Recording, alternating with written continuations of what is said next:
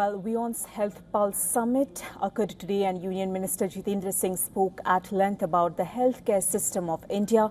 The Union Minister emphasized that how India is emerging as a preferred healthcare destination. Take a look.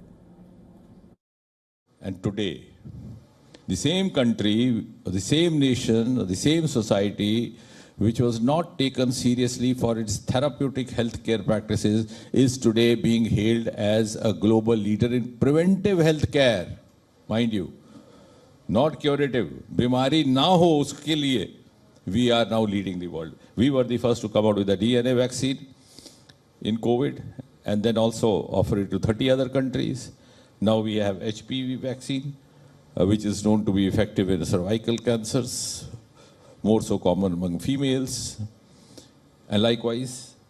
So I think there's a paradigm shift, not only where we stand, but also as the world looks up to us.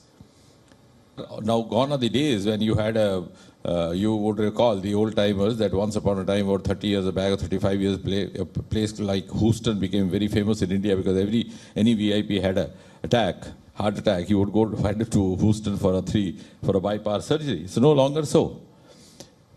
Anything that is available, any part of the world is also available over here, and that too at a more cost-effective option. As a result of which, India is now emerging as a preferred healthcare destination for people from across the world. Unless we think that our stakes are linked, our interests are linked, so that kind of awakening in the society is very important. And since we are opening up to these new options of technology, as I mentioned, AI and things, so we are still learning how best to use them optimally. And then I think AI-driven human intelligence is worse than human intelligence-led AI.